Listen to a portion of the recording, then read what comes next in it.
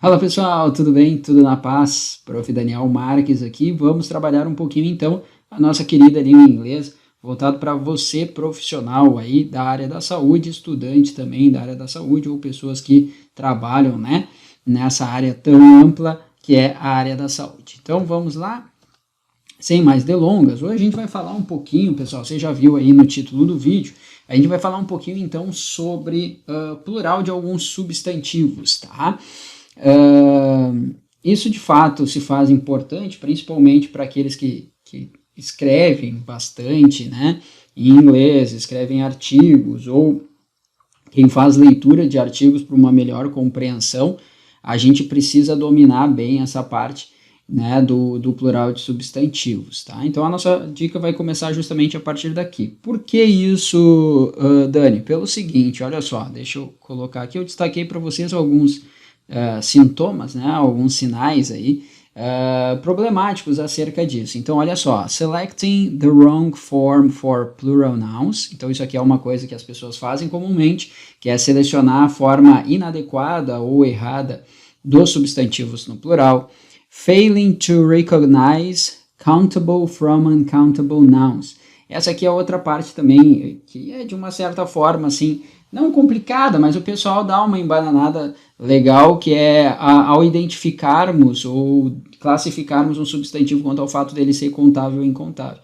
Aí tem cada loucurada que a gente vê por aí e algumas definições do tipo, é barbada, né? Uncountable noun é um substantivo incontável, ou seja, não posso contar. Countable noun é aquele que eu posso contar, sim, se fosse simples assim, né? Mas enfim, tá? Então as pessoas têm essa dificuldade também, principalmente no que diz respeito a substantivos e um vocabulário mais específico, mais técnico da área da saúde, porque tem muitas palavras de origem latina e aí a terminação acaba influenciando também na questão do singular ou do plural.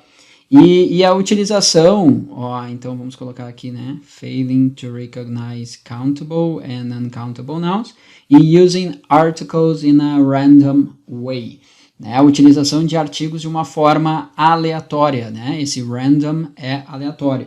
Então, justamente por não ter a definição concreta do que é um substantivo contável e o que é um substantivo incontável, a pessoa faz o uso indevido também dos artigos. Lembra o artigo indefinido, por exemplo, o a and an. Lembra desses dois artigos aqui? Na verdade não são dois, né? Isso aqui é a mesma coisa, é só uma variação, né? A gente utiliza o artigo indefinido a antes de palavras que comecem. Vamos até colocar aqui, né? Vamos colocar, não tem problema. Antes de palavras que comecem por som de consoante, e a gente utiliza o artigo indefinido an antes de palavras que iniciem por som de vogal. Perceba que eu estou colocando essas barrinhas para a gente indicar som, né? Que lá na transcrição fonológica a gente coloca assim. Por quê? Porque é incorreto falar que eu utilizo o artigo indefinido a antes de palavras que comecem por consoante e o an antes por vogal. É som de consoante e som de vogal. Se liga nisso. Tá? Então, eu peguei aqui um exemplo, né, gente, tá? Da palavra cigarette. Cigarette. Is cigarette a countable or an uncountable noun? E aí, é um substantivo contável ou incontável? Tá? Ele certamente é um substantivo contável, né, gente? Porque a gente tem aqui, the noun cigarette is a separate entity that can be counted, né? Ou seja, é uma coisa que a gente pode, de fato, contar. Agora, Dani, como é que eu faço para mensurar isso de fato, tá, gente? Bom, tem várias maneiras, né? Mas a que eu acho mais eficaz, gente, é justamente aquela que a gente consegue, por exemplo, definir, né, o pontinho inicial e o pontinho final daquilo ali. Ponto inicial e o ponto final. A partir disso fica um pouco mais fácil, porque a gente fala muito nessa questão do limite, tá? Na gramática, eles utilizam muito a palavrinha boundaries, que seriam os limites, né? Tá? E quando a gente consegue limitar de fato, a gente consegue enxergar o início e o fim daquilo ali, de uma certa forma ele seria contável. Claro que, tá? De novo, contar e separar, né? Eu acho que isso aqui a gente acaba pegando muito mais com o dia a dia do que qualquer outra coisa, tá? Mas, enfim, vamos lá. Então, olha só. They looked at the number of cigarettes smoked in a week, tá? Então, eles looked at, aqui toma cuidado, né? Que a palavrinha look ela aparece em vários phrasal verbs na língua inglesa, né? Look for, look up, look at, look forward to, look after, e assim vai, né? Nós temos vários phrasal verbs que que começam justamente com o verbo to look.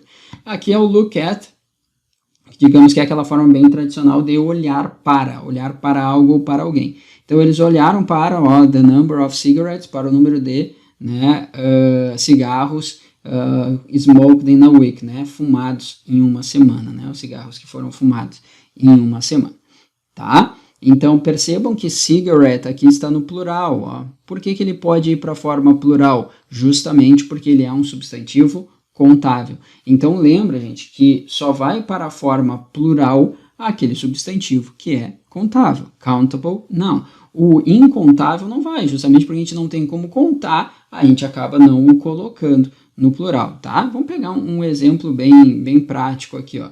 Vamos pegar aqui, ó, water, que é um substantivo, né? A palavra água, tá? E vamos pegar aqui, depois a gente pega mais específico para você, tá? E vamos pegar aqui a palavra cup, tá? Que pode ser xícara, né? Então, vamos imaginar, sei lá, eu tenho o hábito de beber água em xícara, né? Sei lá, tá? Poderia ser copo também, né? Então, water, olha só, tá? Eu tenho water, que é um líquido, certo? Eu não conto, tá, gente? Water é incontável. Aí tu vai me dizer assim, ó, Dani, mas quando eu falo uma garrafa de água, um copo de água, uma xícara de água, aí passa a ser contável. Na verdade, o que é contável é justamente o substantivo cup, glass, a glass of water, tá? Então, a bottle, né, uma garrafa, a bottle of water. Então, essas palavrinhas são substantivos contáveis, mas o substantivo water, né, não. Tu não tem como pegar ali a água e olhar onde é que é o início e onde é que é o final dela. Agora, a xícara, ó, a xícara você consegue enxergar o início e o final dela, sem problema algum, né? Aí fica mais fácil de mensurar dessa forma, beleza? Bom, toma muito cuidado que no caso do inglês da área da saúde, nós temos várias palavrinhas, como eu falei previamente, ó, que provém, deixa eu só limpar essa parte aqui, que provém do latim. Então, elas acabam, de uma certa forma, gerando um pouquinho de dúvida também. Tem gente que acha que tanto faz, e daí daqui a pouco você vai cair num trabalho escrito, em alguma coisa, e pode ser descontado em relação a isso. Então, toma muito cuidado com essas palavrinhas, tá, gente? Inclusive, pessoal, alguns desses substantivos aqui, na hora quando eles saem do singular para o plural, eles acabam mudando também a questão da pronúncia. A gente pega alguns substantivos mais simples, ó, vou fugir um pouquinho aqui dessa tabela, daí a gente já volta para ela. Por exemplo, a palavra woman, né, que é a mulher no singular, né, é diferente da palavra women, né, que é a palavra no plural. E a pronúncia também é diferente. Woman, women. Woman, women. Esse segundo ozinho aqui é como se fosse um E na hora de ser pronunciado, né? Woman e women. Então, toma muito cuidado, porque fora a grafia, fora a escrita da palavra, nós também temos algumas alterações, às vezes, na questão da pronúncia. É o que acontece também com algumas palavrinhas aqui que vocês vão ver. Bom, vamos ver aqui então, ó, na nossa tabelinha, primeira coisa, ó, lembra que essa aqui é a parte errada, tá? Então, ó, plural error, tá? Então, aqui é a parte errada, é o erro na formação do plural, tá? Então, esse aqui a gente tem que esquecer, só coloquei para você aqui para que você veja como normalmente as pessoas trocam, tá? Então, vamos lá, a gente tem analysis e analysis, percebe que muda a terminação aqui, né, gente? Depois, a gente tem axis e axis, né, tá? Aqui é a questão aquela da vértebra cervical, né? Então, axis, tá? Bacillus and bacilli, tá? Aqui toma cuidado que a pronúncia é diferente. Bacillus, bacilli, tá? Então, a forma plural fica bacilli. E tem gente que acaba invertendo, às vezes, acha que bacilli é o singular, porque bacillus termina em S, né? Não, bacillus é o singular. Biopsy and biopsis, alright? Depois a gente tem cannula, cannulae e cannulas, que seria o plural. Corda, aqui ó, aqui é com som de K mesmo, corda, corda, corda. Aqui é um sonzinho de tch, chorday, chorday, chorday.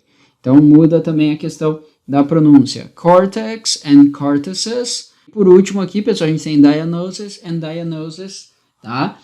Tem gente que pronuncia o sonzinho do G, tem gente que não pronuncia o som do G, então, né, depende muito aí do lugar onde você tá?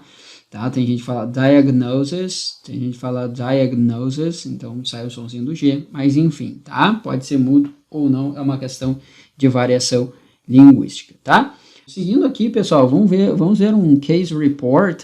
Esse report aqui, ele tá no nosso material do curso que a gente dá de escrita acadêmica, tá? Que eu deixo o link até na descrição aqui desse vídeo para você, caso você tenha interesse.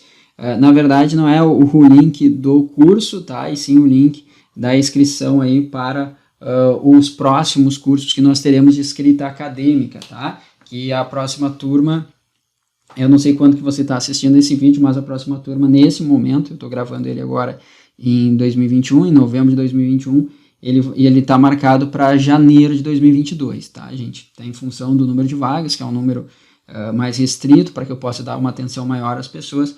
É um curso de escrita acadêmica, tá? Então, e eu trabalho escrita acadêmica, né, nesse caso, mais voltado para profissionais da área da saúde, tá? Caso você tenha interesse, o link está ali na descrição, entre em contato conosco, por favor. E aí eu peguei justamente desse material que eu trabalho, peguei um dos case reports ali para que você tenha uma ideia, né, de como as pessoas acabam errando isso na hora de escrever.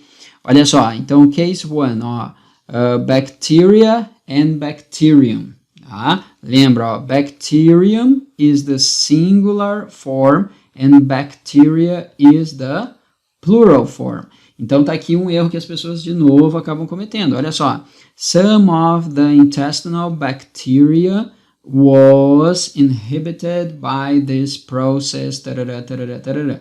Olha só, some of the intestinal bacteria was. A pessoa estava colocando was. Só que o was é o verb to be in the past, né? O verb to be no passado, mas na forma singular, tá? Não, mas peraí. A forma singular seria bacteria, então eu tenho que utilizar a forma plural, que é justamente were. Então, né? Some of the intestinal bacteria were. Ou, se fosse ali bacterium, aí eu nem utilizaria o some, porque seria singular, né? Então, eu utilizaria um artigo definido, de repente, né? Percebeu? Então, olha como são detalhezinhos, mas que fazem toda a diferença. Principalmente se você vai apresentar isso aqui em algum lugar, num trabalho, um report, né? Algum trabalho de conclusão, alguma coisa. Se você coloca esse tipo, né, de erro, eles acabam, de uma certa forma, olhando de uma maneira um pouquinho diferente, né? Com um certo preconceito, por que não? Ó, this bacterium, this bacterium, agora é singular. This bacterium is different in the way it forms its growth chains, né? Então, ele está dizendo que essa bactéria ela é diferente na maneira como se forma, né, as suas redes ou a sua cadeia de crescimento, né? Growth chains seriam, né, redes ou cadeias de crescimento. Então, olha só, gente, aqui nós temos the bacterium, singular, is. Perfeito, agora tá certinho, tá? Então, lembra, bacteria, plural, bacterium, singular. E aí, tudo que passe a concordar com bacteria tem que estar no plural, tudo aquilo que, né, tiver concordando com bacterium tem que estar no singular. Alright, guys, so I hope you have enjoyed this moment, alright, and I see you in the next video, alright? And for more information about our English courses, please just take a look at the description, okay? Bye bye, see you later.